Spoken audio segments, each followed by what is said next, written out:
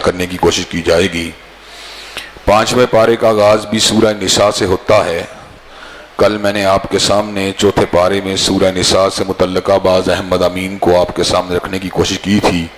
انشاءاللہ آج 5ویں پارے کے حوالے سے اپنی چند گزارشات کو آپ حضرات کے گوش گزار کیا جائے گا۔ اللہ تبارک و تعالی اس پارے کے شروع میں ارشاد فرماتے ہیں، یا ایھا الذین آمنوا لا تاکلوا اموالکم بینکم بالباطل الا ان تکون تجارۃ عن تراض منکم، کہ مومنوں کے لیے اور مسلمانوں کے لیے بات جائز نہیں کہ وہ کسی دوسرے کے مال کو ناجائز طریقے سے ہڑپ کر لیں۔ ہاں اگر رضامندی کے ساتھ کوئی تجارتی لین دین ہوا ہو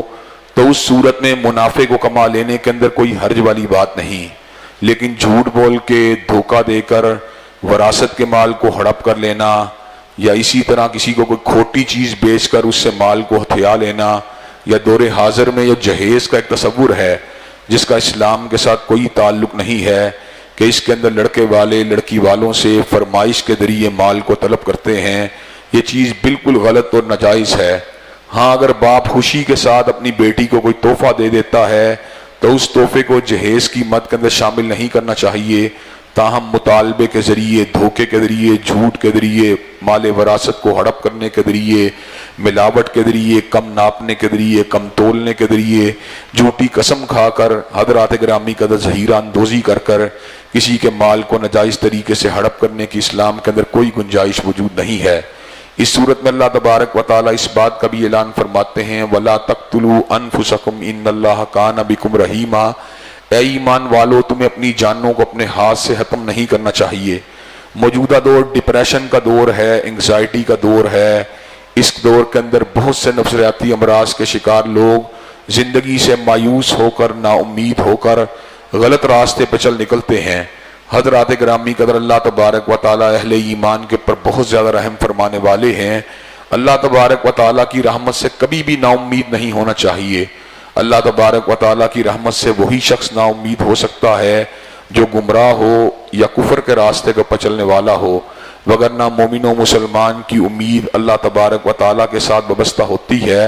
اور مومن و مسلمان جو ہوتا ہے اپنی زندگی کے اندر آنے والی پریشانیوں کا،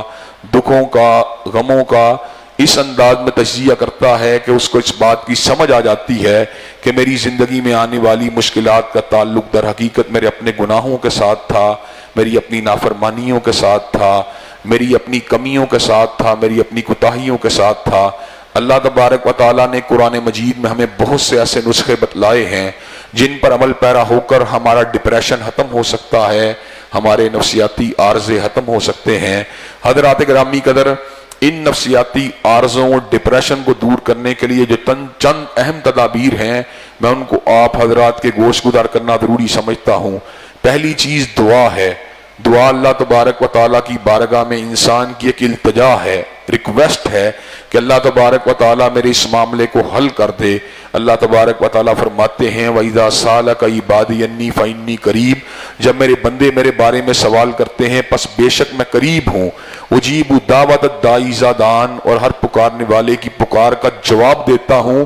جب وہ مجھے پکارتا ہے۔ عام طور پہ لوگ اسباب موجود ہوں تو دعا کو سمجھتے ہیں شاید اس کے ساتھ برکت حاصل ہو جائے گی، اور اگر اسباب موجود نہ ہوں تو وہ دعا کو چھوڑ دیتے ہیں، دل کو چھوڑ دیتے ہیں۔ وہ سمجھتے ہیں متعلقہ اسباب تو موجود ہی نہیں، ہماری دعا قبول ہوگی تو کیسے ہوگی۔ حضرات گرامی قدر، اس ضمن کے اندر میں آپ کے سامنے صحیح بخاری شریف کے اندر موجود جو غار کے پتھر کا ایک واقعہ ہے اس کی طرف اشارہ کرنا چاہتا ہوں کہ طوفانی بارش کے اندر جب 3 مسافر جو تھے وہ غار کے اندر پناہ لینے کے لیے جمع ہوئے، اور ایک پتھر ٹنوں وزنی لڑک کر غار کے منہ کے پر آ کے گر گیا تھا، تو اس وقت اس پتھر کو ہٹانے کی کوئی مادی سبیل موجود نہیں تھی۔ ان تینوں مسافروں نے 3 دعائیں کی تھیں اللہ تبارک و تعالیٰ کی بارگاہ میں، اور اللہ تبارک و تعالیٰ سے التجا کی تھی کہ اللہ تعالیٰ ہم نے یہ کام اگر تیری رضا کے لیے کیے ہیں تو ہمیں غار کے اس پتھر سے نجات دے دے۔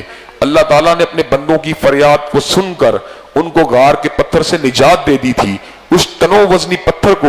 کسی مشین کے ذریعے نہیں ہٹایا گیا تھا، کسی کرین کے ذریعے نہیں ہٹایا گیا تھا، بلکہ اللہ تبارک و تعالیٰ کی ذات کے پر توکل کرتے ہوئے جب دعا کو مانگا گیا تھا تو اللہ تبارک و تعالیٰ نے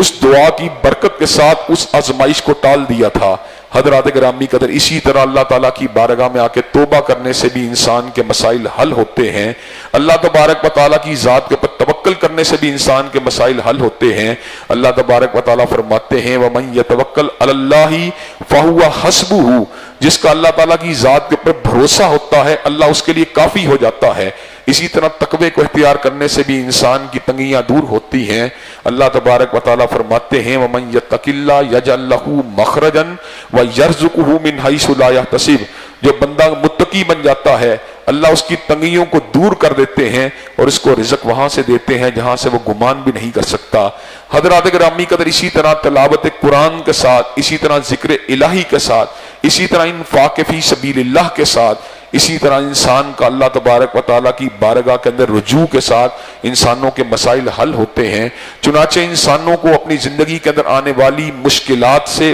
مایوس نہیں ہونا چاہیے، بلکہ اللہ تعالیٰ کی ذات کے اوپر بھروسہ کر کے ان مشکلات سے نکلنے کے لیے ان اسباب کو اختیار کرنا چاہیے جو مشکلات سے نکلنے کے لیے اللہ نے بتلائے ہیں یا حضرت رسول اللہ صلی اللہ علیہ وسلم نے بتلائے ہیں۔ اس صورت میں اللہ تبارک و تعالیٰ نے گھریلو معاملات کو چلانے کے لیے مرد کی حاکمیت کا بھی ذکر کیا ہے۔ کسی بھی ادارے کو چلانے کے لیے ایک شخص کے پاس اتھارٹی کا موجود ہونا ضروری ہے۔ اگر آپ اس مسجد میں آئیں تو مسجد کا جو متولی ہوگا یا مسجد کا جو خطیب ہوگا اس کے پاس مرکز یا مسجد کے معاملات کا سارا ہولڈ ہوگا۔ اسی طرح آپ اس کے ساتھ کمپلینٹ کر سکتے ہیں، شکایت کر سکتے ہیں۔ آپ کسی ہسپتال میں جائیں وہاں پر موجود ایم ایس کے پاس سارے کے سارے ہسپتال کا کنٹرول ہوگا۔ آپ کسی وابڈا ہاؤس میں چلے جائیں وہاں پر موجود چیف انجینئر کے پاس یا وابڈا کے سب سے بڑے افسر کے پاس وہاں کا ہولڈ ہوگا۔ حضرات گرامی قدر، گھریلو نظام کے اندر بھی گو کہ عورتوں کے مردوں کے اوپر حقوق ہیں، مردوں کے عورتوں کے اوپر حقوق ہیں،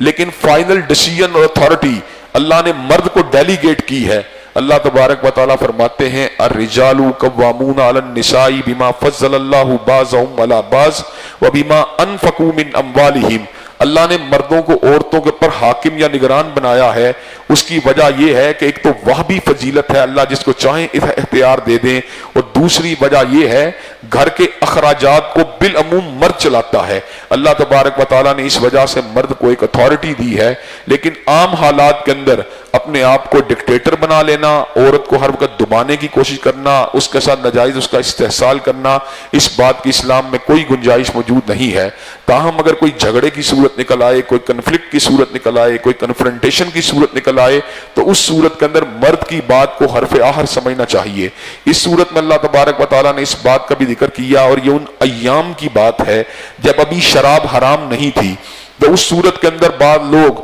جو تھے وہ نماز کے لیے آتے تھے، تو اللہ تبارک و تعالیٰ نے اس بات کا اعلان فرمایا یا ایھا الذین آمنوا لا تقربوا الصلاۃ وانتم سکارى، کہ اے لوگو جس وقت تم حالت نشہ میں ہو تم نماز کے قریب نہ آیا کرو یہاں تک کہ تمہیں معلوم ہو جائے تم کیا کہہ رہے ہو، تمہارا شعور قائم ہو جائے۔ یہ اس دور کی بات ہے۔ بعد میں اللہ نے ایک اور سٹیپ آگے گئے، اللہ نے اعلان فرمایا یسألونک عن الخمر والمیسر، لوگ آپ سے شراب اور جوئے کے بارے میں پوچھتے ہیں، آپ ان کو جواب دیجئے قل فیہما اسم کبیر ومنافع للناس، اس میں فائدے والی باتیں بھی ہیں اور نقصان والی باتیں بھی ہیں، وَإِسْمُهُمَا أَكْبَرُ مِن نَفْعِهِمَا، لیکن ان کے نقصانات جو ہیں وہ فائدوں سے بہت زیادہ ہیں۔ یہ دوسری سٹیج تھی، یعنی اللہ تعالیٰ نے آہستہ آہستہ ذہن سازی کر رہے تھے اہل ایمان کی، تدریجاً حکم کو دے رہے تھے، اس لیے کہ یہ ایک ایسے معاشرے کے اندر شراب کی حرمت کی طرف سفر تھا جس معاشرے کے اندر شراب پینا ایک عام سی بات تھی۔ حضرات گرامی قدر، پھر ایک وقت وہ آیا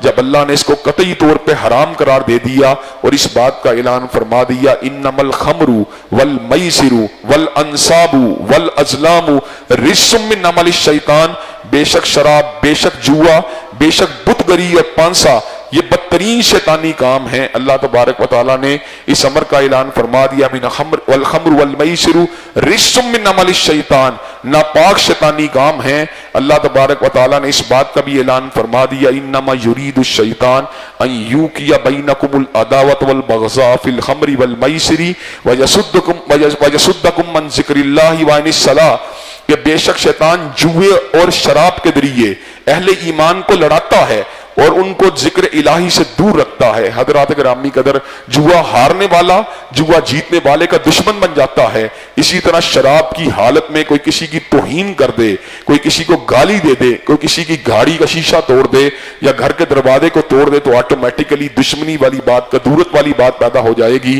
اور دوسری بات یہ ہے، نشے کی وجہ سے بھی اور جوئے کی وجہ سے بھی انسان اللہ کے ذکر سے، اس کی یاد سے، نمازوں سے غافل ہو جاتا ہے۔ آپ نے دیکھا ہوگا کرکٹ کے اوپر بھی جوا ہمارے ملک کے اندر عام طور پہ لگنے کی باتیں ہوتی ہیں، ہم دیکھتے ہیں، ہم سنتے ہیں اس طرح کی باتوں کو لوگوں سے کہ جناب ایک ایک گیند کے اوپر جوا لگایا جاتا ہے اور انسان جو ہوتا ہے ظہر کی نماز کو بھی گنوا بیٹھتا ہے، عصر کی نماز کو بھی گنوا بیٹھتا ہے، اور اینڈ پہ کیا ہوتا ہے، جیت گیا تو عارضی خوشی، ہار گیا تو مایوسی، اور جیتنے کے بعد بھی اس کے اندر برکت نہیں ہوتی۔ اللہ تعالیٰ نے برکت اگر رکھی ہے، کاروبار میں رکھی ہے، حلال تجارت میں رکھی ہے، جائز ملازمت میں رکھی ہے، چنانچہ انسانوں کو ان بدترین کاموں سے ہمیشہ اجتناب کرنا چاہیے۔ اس صورت میں اللہ تبارک و تعالیٰ نے اکبر الکبائر، سب سے بڑے گناہ کا ذکر کیا جس کو اللہ کبھی معاف نہیں کریں گے۔ اللہ تبارک و تعالیٰ فرماتے ہیں ان اللہ لا یغفر ان یشرک بہ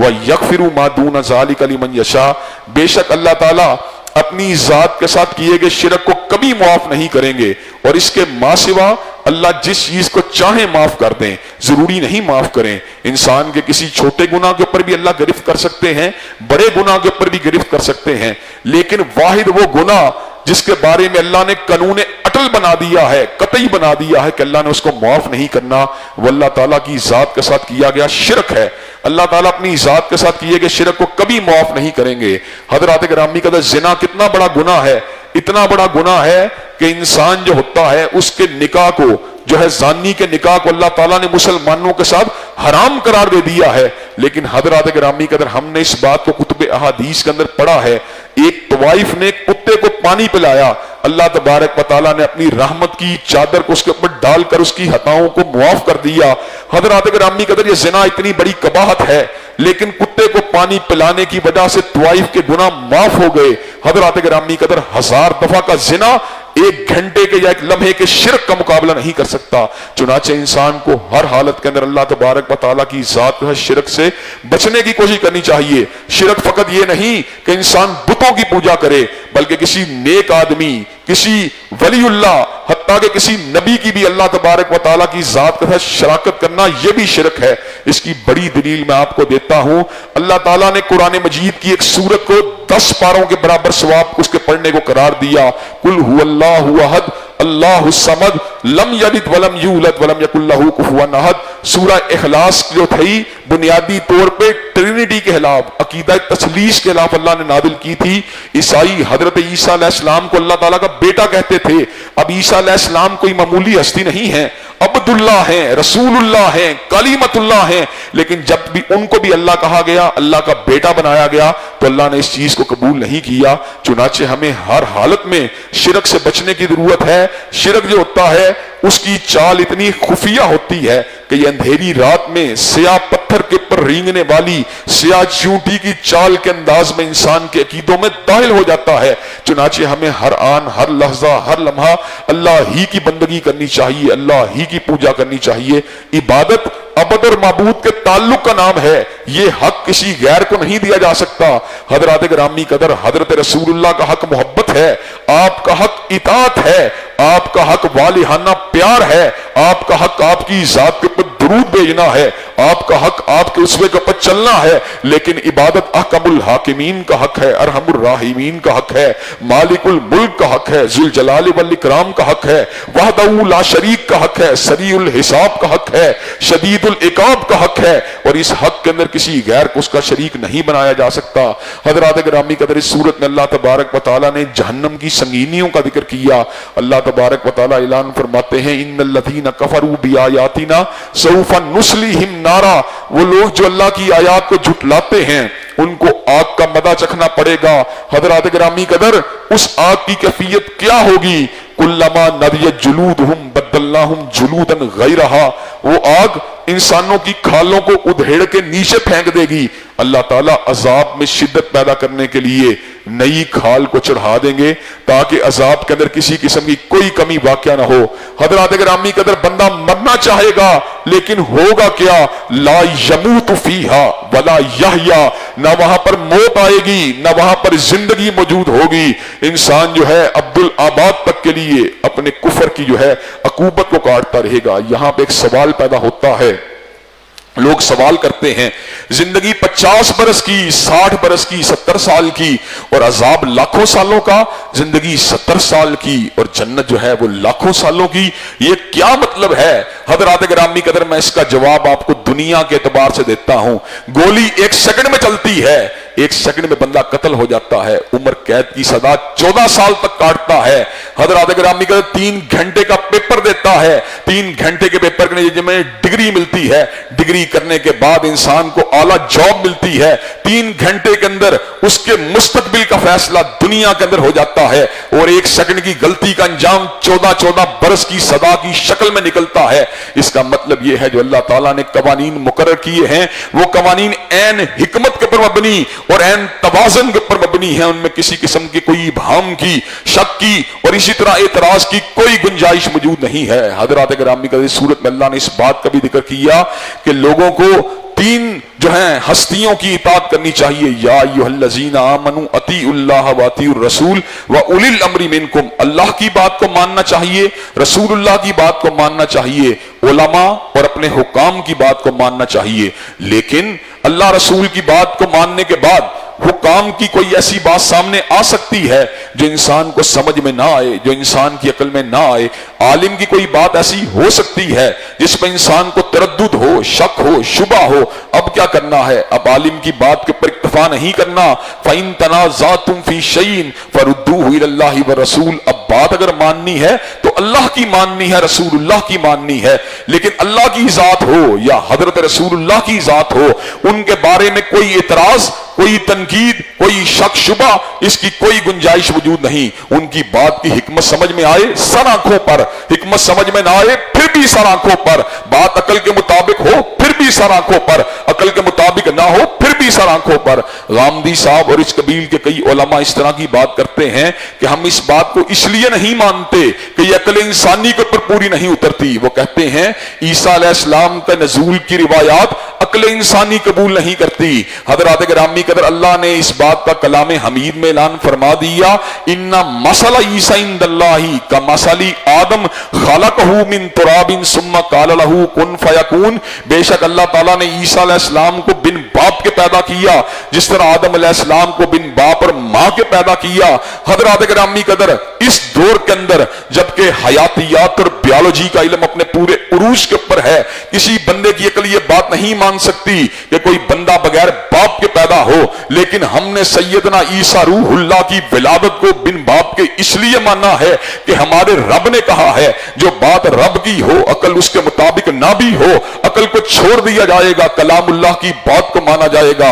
अगर अल्लाह तबारक व तआला की बात को अकल के मुकाबले में फौकियत दी जाएगी तो फिर गामदी साहब हमें यह बात कहनी पड़ेगी कि रसूलुल्लाह सल्लल्लाहु अलैहि वसल्लम की बात को भी अकल के मुकाबले में तरजीह दी जाएगी। हजूर अलैहिस्सलाम इंसानों के इमाम हैं और आपकी अकल अफकार की इमाम है और आपकी हदीस बातों की इमाम है और आपकी सुन्नत तरीकों की इमाम है। हजरत हाफिज मोहम्मद गोंदलवी रहमतुल्लाह अलैह इरशाद फरमाते थे, जिस तरह जानवरों की अकल अकल इंसानी का मुकाबला नहीं कर सकती, इसी तरह इंसानों की अकल अकल नबूवत का मुकाबला नहीं कर सकती। जो हजूर की बात है वो ऐन हक है, वो बिल्कुल सच है, उसके अंदर न किसी किस्म के रैब की गुंजाइश है, न तरद्दुद की गुंजाइश है, न शक की गुंजाइश है, न शुबे की गुंजाइश है। हर शख्स गलती खाता है और खा सकता है, लेकिन गलती से पाक अगर किसी की बात है या मेरे रब की बात है या उसके भेजे हुए कमली वाले की बात है। हज़रात गिरामी कदर, इस सूरत में अल्लाह ने इस अमर का भी ऐलान फरमा दिया, जो लोग अल्लाह और उसके रसूल की इताअत करेंगे,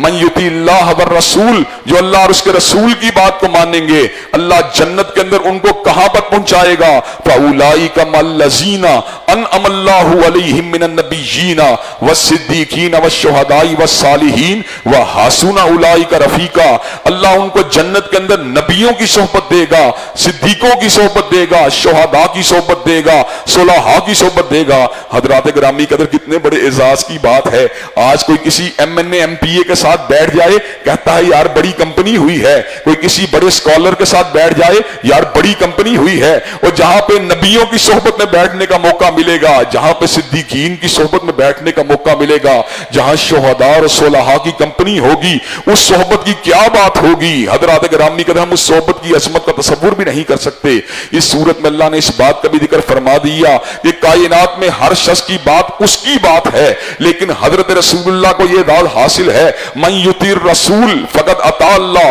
جس نے آپ کی بات کو ماننا ہے اس نے آپ کی بات کو نہیں ماننا بلکہ اس نے اللہ کی بات کو ماننا ہے۔ ذات رسول تو ذات الہ سے جدا ہے، لیکن فرمان رسول فرمان الہ سے جدا نہیں ہے۔ وما ینطق عن الہویٰ ان ہوا الا وحی یوحیٰ، ہر شخص غلطی کھاتا ہے اور کھا سکتا ہے، لیکن غلطی سے پاک رب نے اگر کسی کو بنایا ہے، تنہا آمینہ کے لال علیہ السلام کو بنایا ہے۔ اس صورت میں اللہ نے اس بات کا بھی ذکر کیا کہ حضرت رسول اللہ جب کسی بارے میں کوئی فیصلہ سنا دیں، کسی جھگڑے کے اندر یا ویسے بھی کوئی آپ فیصلہ فرما دیں، تو اس فیصلے کے بارے میں جو بندے اس فیصلے کو قبول نہیں کرتے وہ بھی مومن نہیں، اور جو فیصلے کو قبول کرنے کے بعد دل میں تنگی محسوس کرتے ہیں وہ بھی مومن نہیں۔ فلا وربک لا یؤمنون، اللہ تبارک و تعالیٰ فرماتے ہیں مجھے میری ربوبیت کی قسم ہے وہ لوگ مومن نہیں ہو سکتے حتی یحکموک فیما شجر بینہم، جو آپ کی بات کو اپنے تنازعات میں آخری بات نہیں مانتے، اور جو مانتے ہیں لیکن دل میں تنگی محسوس کرتے ہیں وہ بھی مومن نہیں۔ آپ کی بات کو ماننے اور کرنے وہ بھی جو آپ کو ماننے کے ساتھ ماننے، خوشی کے ساتھ ماننے، وہی مومن و مسلمان ہے۔ ثم لا یجدوا فی انفسہم حرجا مما قضیت ویسلموا تسلیما، جو آپ کی بات کو مانتے ہیں پھر دل میں تنگی محسوس نہیں کرتے اور اپنے سر کو حضرت رسول اللہ کے فرمان کے سامنے اٹھاتے نہیں، بلکہ اپنے نفس کو اور اپنے ساری کی ساری آرزوؤں کو آپ کے حکم کے سامنے جھکا دیتے ہیں۔ حضرات گرامی قدر اس صورت میں اللہ تبارک و تعالیٰ نے اس بات کا بھی ذکر کیا کہ کوئی بندہ جو مومن ہوتا ہے وہ دوسرے مومن کو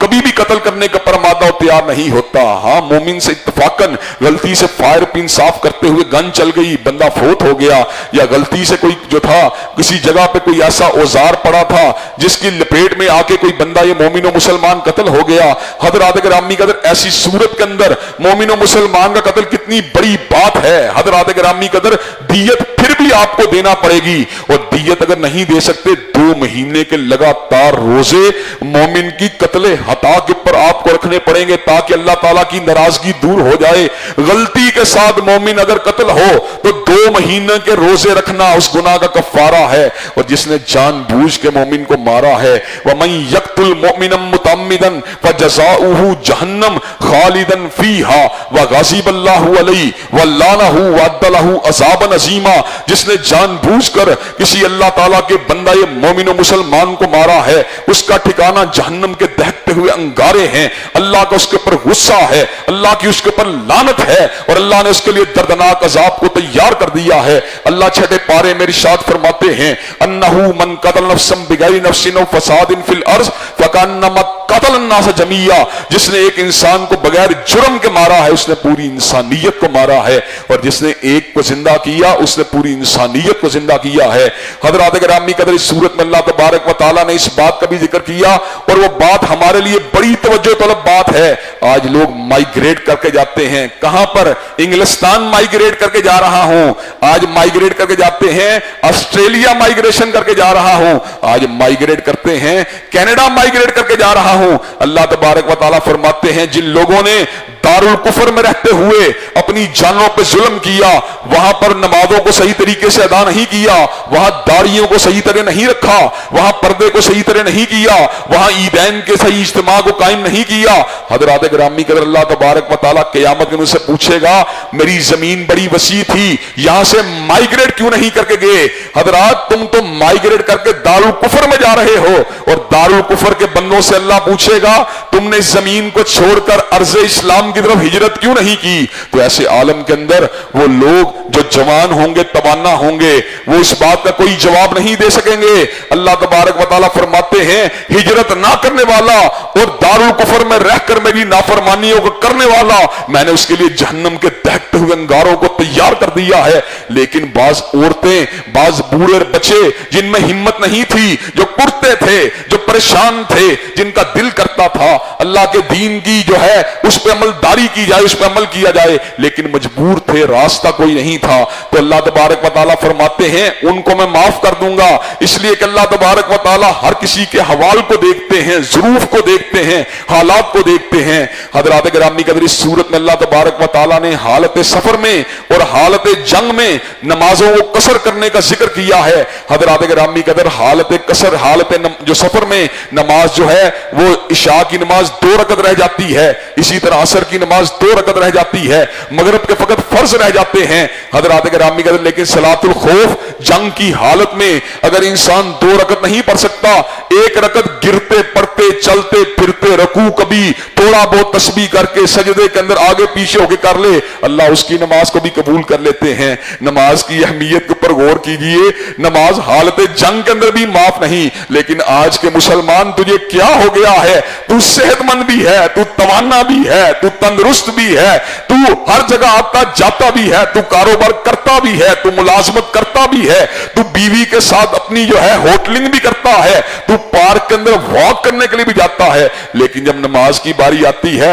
सुस्ती तेरे ऊपर गालब आ जाती है, शैतान अपने पंजे तेरे दिल के ऊपर गाड़ लेता है, तू उस वक्त नमाज के लिए मादा तैयार नहीं होता। तुझे क्या हो गया है? तू हर तरह की जनाब चीजें खाता है, पीता है, डाइटिंग भी करता है, अपने जिस्म को नश्व नमा के लिए फिट फाट रखने के लिए वॉक भी करता है, वर्जिश भी करता है, तू बिल्कुल फिट है, बस तुझे थोड़ी सी कमजोरी है, थोड़ी सी कमजोरी जो है तुझे रोजा नहीं रखने देती। हजरात, आज के मुसलमान को क्या हो गया है? अल्लाह ताला के दीन की बात आ जाए फौरन से पहले बीमार बन जाता है। अल्लाह तबारक व तआला फरमाते हैं नमाज जो है उसको गिरते पड़ते जो है तुमने अदा करना है। पीछे मुसलमानों की एक जमात हो जो तुम्हारे तहफ्फुज के लिए मौजूद हो। जब तुम नमाज पढ़ लो, तुम असलहे को उठा लो, वो नमाज को अदा करें। हजरात, गोलियों की बाड़े चल रही हो, अल्लाह ताला ने नमाज को फिर भी माफ नहीं किया। और हजरात गिरामी कदर अल्लाह तबारक व तआला फरमाते हैं जब अमन के हालत में आ जाओ फिर नमाजों को दोबारा कायम करना शुरू कर दो। इन्न सला कानत अलल मोमिनीना किताबम मौकूता। अल्लाह तबारक व तआला ने नमाजों को वक्त मुकर्रा पे मुसलमानों के ऊपर लाजिम कर दिया है। हजरात गिरामी कदर वक्त मुकर्रा का मतलब यह है उनको उनके औकात में अदा किया जाए, और बेहतर बात यह उनको अव्वल वक्त में अदा किया जाए। आज का मुसलमान जो है उसके पास मॉर्निंग जो है उसके वॉक का भी टाइम है, उसके पास जोहर के लंच का भी टाइम है, उसके पास असर की गुराई का भी टाइम है, उसके पास इवनिंग जो है एंटरटेनमेंट का टाइम है, उसके पास नाइट डिनर का भी टाइम है। लेकिन हाय अफसोस कि उसके पास नमाज का टाइम नहीं। जब कयामत का दिन आएगा, जहन्नम की आग में डाल दिया जाएगा, ऐसे आलम में पूछा जाएगा जहन्नम में क्यों आए हो, तो जवाब में कहेगा लम नकु मिनल मुसल्लीन, मैं नमाजी नहीं था। हजरात गिरामी कदर, आज मौका है, आज रमजान है, तजदीद अज़म करो, इस बात का पुख्ता फैसला करो कि इंशाअल्लाह हमने आइंदा के बाद नमाजों को नहीं छोड़ना। हजरात गिरामी कदर, इस सूरत में अल्लाह तबारक व तआला ने मुनाफिकों की आदात का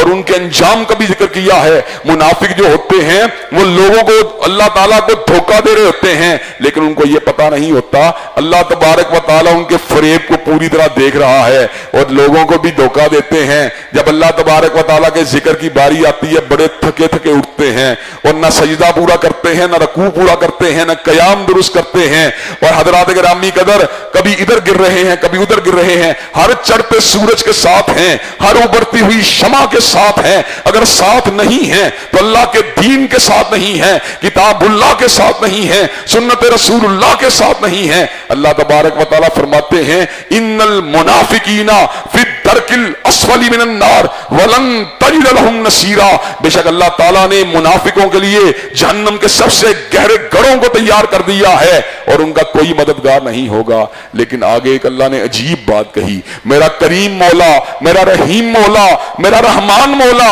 उसने अजीब बात कही और दिलों के ऊपर ढारस को रख दिया, दिलों के ऊपर ज़बत को रख दिया, दिलों के ऊपर अल्लाह ताला ने तरहम को अपने रहमत का नज़ूल फरमा दिया। एक बंदा है जो कल तक मुनाफिक था, کل تک دین کا دشمن تھا، دین کا باغی تھا، زبانی مسلمان تھا، لیکن آج مومن و مسلمان ہے، تو پھر کیا ہوگا؟ کہ اللہ تعالیٰ صاحب کا لسٹ میں سے اس کا نام خارج کر دیں گے؟ اللہ تعالیٰ فرماتے ہیں ہاں ہاں فَأُولَٰئِکَ مَعَ الْمُؤْمِنِينَ، ہم اس کو مومنوں میں شمار کر دیں گے، وَسَوْفَ يُؤْتِ اللَّهُ الْمُؤْمِنِينَ أَجْرًا عَظِيمًا، اور پھر اللہ تعالیٰ نے مومنوں کے لیے اجر عظیم کو تیار کر دیا ہے۔ خفیہ منافقت، ادھر منافقت تھی، ادھر ایمان نے مراجت ہوئی، پچھلی منافقت ختم ہو جائے گی، آج کے دن اس کا نام رجسٹر میں داخل ہو جائے گا، إِلَّا الَّذِينَ تَابُوا وَأَصْلَحُوا وَاعْتَصَمُوا بِاللَّهِ وَأَخْلَصُوا دِينَهُمْ لِلَّهِ فَأُولَٰئِکَ مَعَ الْمُؤْمِنِينَ وَسَوْفَ يُؤْتِ اللَّهُ الْمُؤْمِنِينَ أَجْرًا عَظِيمًا، جس نے توبہ کی،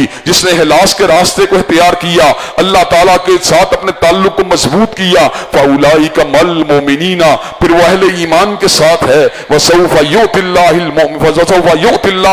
الْمُؤْمِنِينَ أَجْرًا عَظِيمًا، پھر اللہ تبارک و تعالیٰ اہل ایمان کو بہت بڑا اجر عطا فرمانے والے ہیں۔ حضرات گرامی قدر، اس صورت میں اللہ تبارک و تعالیٰ نے اس بات کا بھی ذکر کیا کہ اللہ تبارک و تعالیٰ کو کیا ضرورت ہے تمہیں عذاب دینے کی اگر تم شکر گزاری کے راستے پہ ہو۔ حضرات گرامی قدر، ہماری زندگی کے عذاب کی بہت بڑی وجہ شکر گزاری کے راستے کو چھوڑ کر نہ شکری کے راستے کو چلنا ہے۔ نعمتیں کیوں چھن جاتی ہیں؟ ہیلتھ کیوں خراب ہو جاتی ہے؟ مال میں ڈیفیسٹ کیوں آ جاتا ہے؟ تجارت میں خسارہ کیوں آ جاتا ہے؟ اللہ نے ایک جملے کے اندر کمال بات کہی، ذالک بان اللہ لم یکن مغیرا نعمتا انعمها علی قوم حتی یغیروا ما بانفسہم، اللہ ایسا نہیں ہے کہ کسی سے اس کی نعمت کو بغیر وجہ سے چھین لے، بلکہ انسان بدعملی کرتا ہے تو اس کی نعمتیں چھن جاتی ہیں۔ اللہ کو کیا ضرورت ہے؟ ما یفعل اللہ بعذابکم ان شکرتم وآمنتم، اگر تم شکریہ کے راستے کے اوپر ہو، ایمان کے راستے کے اوپر ہو، تو اللہ تبارک و تعالیٰ تمہیں عذاب دے۔ اللہ تبارک و تعالیٰ سے دعا ہے اللہ تبارک و تعالیٰ ہم سب کو قرآن مجید کے مفاہیم اور مطالب کو سمجھنے کی توفیق دے۔ وآخر دعوانا الحمدللہ رب العالمین۔ الحمدللہ رب العالمین الرحمن الرحیم مالک یوم الدین، ایاک نعبد و ایاک نستعین، اہدنا الصراط المستقیم صراط الذین انعمت علیہم غیر المغضوب علیہم ولا الضالین آمین۔ الف لام میم، اللہ لا الہ الا هو الحی القیوم و الہکم الہ واحد لا الہ الا هو الرحمن الرحیم۔ اللہم صلی علی محمد وعلی آل محمد کما صلیت علی ابراہیم وعلی آل ابراہیم انک حمید مجید۔ اللہم بارک علی محمد وعلی آل محمد کما بارکت علی ابراہیم وعلی آل ابراہیم انک حمید مجید۔ اے اللہ ہم سب کے گناہوں کو معاف فرما، اے اللہ ہم سب کی تکلیفوں کو رفع فرما، اے اللہ ہم سب کی بے چینیوں بے قراریوں کو دور فرما، اے اللہ ہم سب کے گھروں میں امن و سکون اور راحتوں کا نزول فرما، اے اللہ جتنی تکلیفیں آ چکی ہیں ان پہ صبر کرنے والا بنا، اے اللہ آئندہ آنے والی زندگی میں ہر تکلیف سے ہر آزمائی سے ہم سب کو محفوظ و مامون فرما، اے اللہ دین و دنیا کی اعلیٰ ترین کامیابیوں کامرانیوں سے ہمکنار فرما، اللہ دنیا و آخرت کی ذلت اور رسوائیوں سے محفوظ و مامون فرما، اے اللہ ہماری روحانی جسمانی بیماریاں دور فرما، اے اللہ نفسیاتی عارضے دور فرما، اے اللہ ہم سب کے گھروں میں امن و سکون اور راحتوں کا نزول فرما، اللہ جتنی تکلیفیں آ چکی ہیں ان پہ صبر کرنے والا بنا، اے اللہ آنے والی زندگی میں ہر تکلیف سے ہر آزمائی سے ہم سب کو محفوظ و مامون فرما، اے اللہ بیت اللہ الحرام کی زیارت نصیب فرما، اے اللہ مسجد نبوی شریف کی زیارت سے بہرہ ور فرما، اللہ رمضان کے روزوں کو قبول و منظور فرما، اللہ رمضان کی راتوں کے قیام کو قبول و منظور فرما، اللہ ہمیں قرآن کو پڑھنے پڑھانے والا بنا، اللہ ہمیں سننے سنانے والا بنا، اللہ سمجھنے سمجھانے والا بنا، اے اللہ اسلام والی زندگی ایمان والی موت نصیب فرما، اے اللہ بے روزگاروں کو اچھا روزگار نصیب فرما، اے اللہ محتاجوں کو غنی فرما، اللہ فقیروں کو تونگر بنا، اے اللہ دین و دنیا کی اعلیٰ ترین کامیابیوں کامرانیوں سے ہمکنار فرما، اللہ دنیا و آخرت کی ذلت اور رسوائیوں سے محفوظ و مامون فرما، اے اللہ اسلام والی زندگی ایمان والی موت نصیب فرما، اے اللہ تابعداری والی زندگی ایمان والی موت نصیب فرما، اے اللہ عافیت والی زندگی سعادت اور عزت والی موت نصیب فرما، ربنا آتنا فی الدنیا حسنۃ وفی الآخرۃ حسنۃ وقنا عذاب النار۔ اللہم صلی علی محمد وعلی آل محمد کما صلیت علی ابراہیم وعلی آل ابراہیم انک حمید مجید۔ اللہم بارک علی محمد وعلی آل محمد کما كما باركت على إبراهيم وعلى آل إبراهيم إنك حميد مجيد سبحان ربك رب العزة عما يصفون والسلام على المرسلين والحمد لله رب